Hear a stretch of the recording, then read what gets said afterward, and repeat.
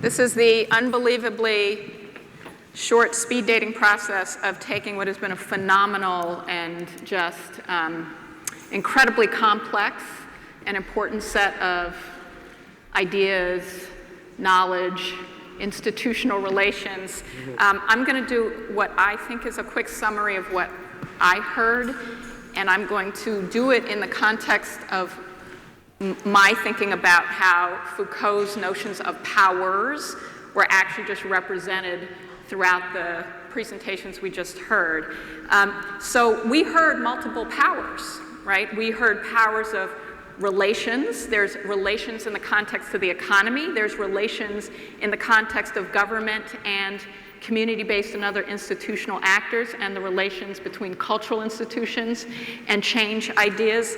Knowledge, all of them are knowledge-making powers, right? I mean, culture is a huge, and a lot of what I heard you say, Jeff, was really about how we create that narrative. That's knowledge-making. That's use of cultural power in the form of the discourse, right, and the narrative shaping, and the way that interacts with institutional powers like government, like collective bargaining, and the economy writ large. We also touched on, I think, what I'll call the pastoral and sovereign powers, right? The lawmaking, and also the legal regimes that impact that. Because remember, I think in multiple examples that people shared, none of these things are static, right? They're all constantly shifting and changing.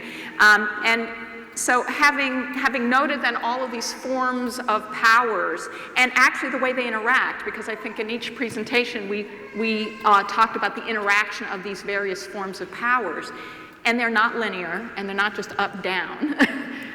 They're much more complex than that. I think and we will invite questions, but a couple of things that I wanted to have us lift out a little bit from it is our conceptions of each other, so race. The New Deal was highly racialized, and everyone did not benefit from it. In the culture context, Jeff also pointed out the ways in which underrepresented communities, which I will say are communities of color, right? We call out race, are a big part of that lack of even investment. You know, I think also you, Cindy, talked about this in the context of building those institutional mediators, which unions certainly are an important part of, but there are other forms of institutional mediators. Some of those same statistics on investments in communities, low-income communities of color, would be mirrored not just in cultural arts, but also in organizing and in building mediating institutions. So I guess what I would ask and open up with is, where do you see the primary opportunities for developing more and having more impacts using any of these forms of powers that also includes communities of color? Yeah, anyone. I mean, I was going to pass it to Cindy. I mean, I think at the local level, I mean, that's what folks, and probably many of your grantees have been able to do. There's Ban the Box. I mean, there's a number of initiatives. There's Ban the Box. There's community benefits agreements that, that create pathways into particular jobs. One of the things that I tended to imply is that given government employment, there's an enormous amount of government employment. There's something coming called the silver tsunami, where lots of folks are going to retire, and we should be creating programs and specific pathways. And in fact, the public sector unions in Los Angeles actually negotiated their most recent collective bargaining agreement with the city that actually does that creates jobs for folks from South LA and other places. But I think that's where we have enormous power and potential.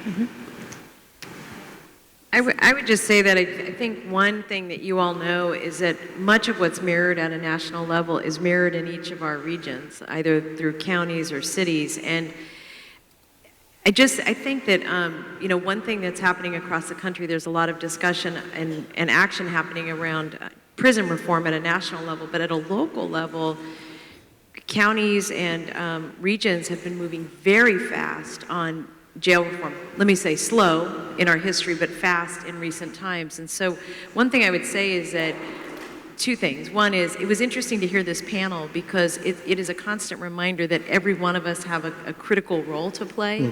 And the better we link our roles and the better we understand each other's strengths and weaknesses, the easier it will be for us to concretely pick where the areas of opportunity are. And so very briefly, one thing I would say is that I think the window of opportunity, for example, around prison and jail reform is going to close, and there's much we have to do in a really short amount of time. Great. Jeff, do you want to chime in? Yeah, I think that one of the things in all of our irrational exuberance in the early part of the Obama administration was thinking about how we might be able to relate the notion of creativity to job making, as folks did in the New Deal. I mean, the entire century, the quote unquote American century of art, was established, was laid in foundation by this government policy to put people to work. And that these were related to the Works Progress Administration, they were related to farm policy, they were related to city policy, to union labor and that kind of thing.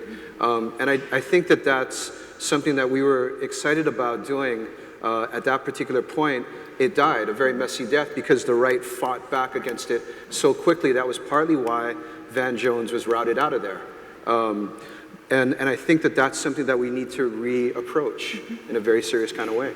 Can we, I want to make sure we open it up. One reflection I want to share just from my own inside-outside experience, and particularly to the point you made, Cindy, I think a really important point that we should interrogate more, which was this notion that our friends are sometimes our enemies. Because in part, I'm paraphrasing, but I'm being provocative intentionally, because we don't recognize what a win is. Because we don't recognize the opportunities we're creating. I would say, for example, I don't think 2008 was irrational exuberance. Oh, okay. I think it was absolutely rightly exuberant. I think our mistake is our expectation that there is an end point to winning. Right. Rather than winning is a constant struggle. Right. Everything, and I say this from a black experience, but I think we could say this from multiple experiences. We've been fighting the civil rights, Leroy, how long have we been fighting the civil rights movement? 600 years? No, it ain't even 300. Right? I mean, I'm just saying, since the 1600s, we've been fighting the civil rights movement, and it's not over. The criminal justice system is a great example. It's not over. Labor, tremendous movement example from the 20s and 30s. Labor movement is not over. We could talk then about a range of other things. And I think the notion that any of our victories, I do think I'm going to say it because I can be political now. I didn't used to be able to be political. It's like the best part of working for government. I can be partisan now.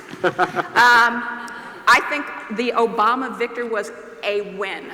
And I think it was an incredible win. And I think that what we have to stop doing on the left is refusing to see both our power and to recognize our victory, and recognize that victory is part of a long march that is not over because of that victory.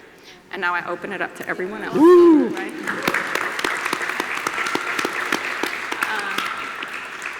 So we're opening it up, and we can, great, yes. Really high. Hi. I'm Renee from General Service Foundation. Thanks. It was really provocative. 2 questions. So for Cindy or anyone else on the panel, we fund a lot of grassroots groups, and I feel like one of the things that gets lost in the power thinking is how to play that external role in a way that actually leads to gains. So I'm wondering if anybody has a story of where, protest and pure ideology, which we need, really helped to make a substantial gain, because I think it clearly fits in, but I'm just curious about how to think about that as one part of a broader strategy in the inside-outside game conversation. And then for Jeff, I'm curious about, you talked about the lack of infrastructure, cultural infrastructure and strategy, but I think there's a lot more that you often speak about than just social justice art, which is a part of it. Tell us more about mainstream, getting into the mainstream with cultural strategy, and maybe if you want to talk about Beyonce, that would be cool too. About to get information here. Yeah. So I'm going to tell a quick story and make 2 points. One is that I believe that the Occupy movement, the total unrestrained madness, excellence of that, created the opportunity for us to get a lot of stuff done at the grassroots level. So I think that is the most obvious example of just people being angry and we're going to do something to make change and really capturing hearts and minds. And even if people didn't buy into it, the thing people can't get out of their heads is this 1% idea. And everybody in the world knows they're not part of it, and it's very irritating. And that's created the opportunity for minimum wage, living wage, and some of that, and I even think laid the groundwork for the healthcare fight. So that, I think, is from a big picture perspective. Just really quickly, I'll tell you a very quick story. When we were fighting for living wage, and this was in the late 90s, and people were really angry with us. It's a revolutionary, it's radical, blah, blah, blah. And we didn't have the votes to get it passed. And so what we did was we did this big action out in front of City Hall in San Jose. We met with the council member who was our swing vote. We took him off site, we walked him through our rally, invited him up on the stage to speak, where he pledged his commitment off there to the dais. We wouldn't have had him. And that was all about opportunity and the people, because the people were demanding he do something right, and frankly, he saw an audience. Thanks for the question about thinking about culture and all these different multiple sites, right? Multiple places of power, potential power. So one thing to know is that there is sort of an informal structure that happens in the cultural realm. So John Legend did not get up and make his fantastic speech, right, at the Oscars when they won for Glory, without a person writing that speech for him. A good friend of mine who I think would prefer not to be named, but who is very deeply involved in the Black Lives Matter movement, right? So that's there.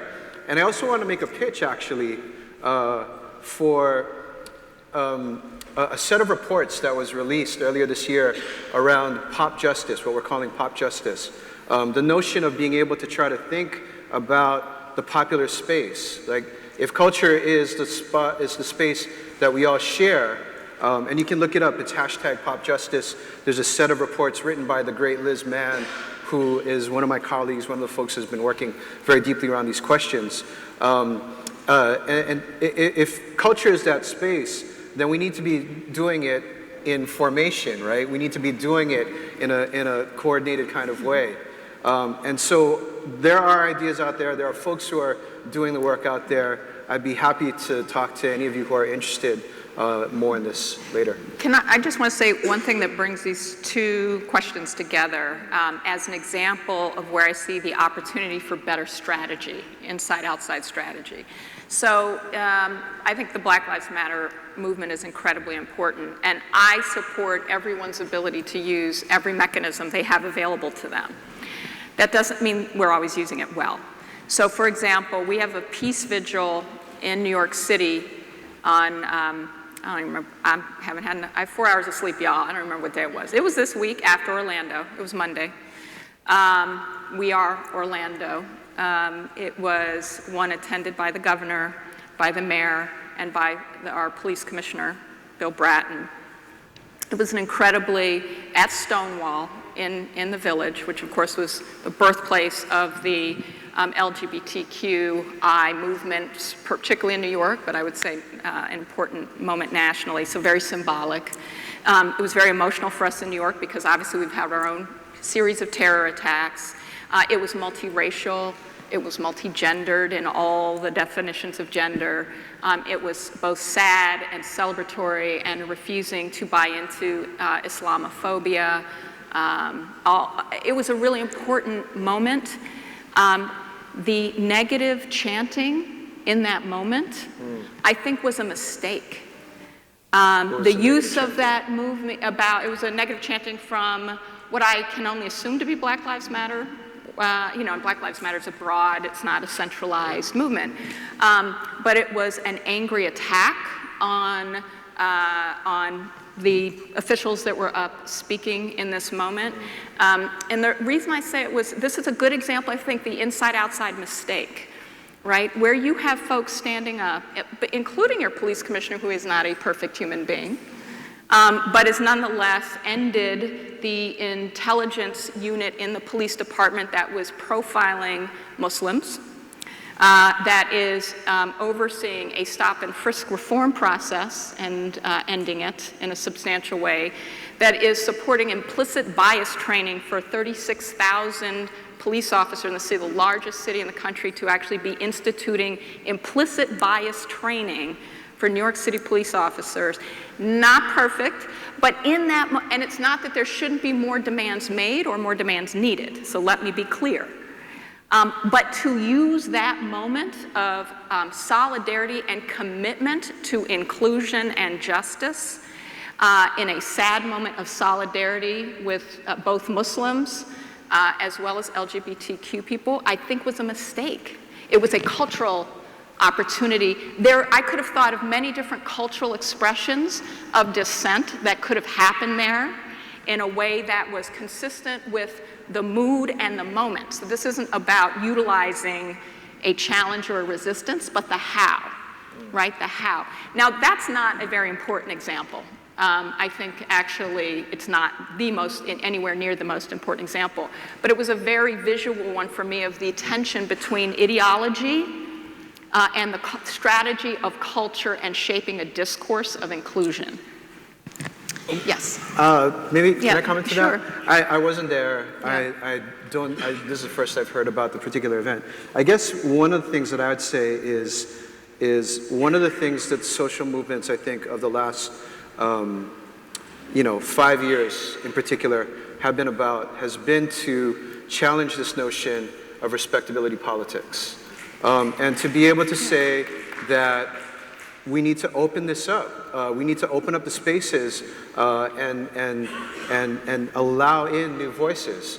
The Occupy movement happened in part because labor wasn't making that message, right?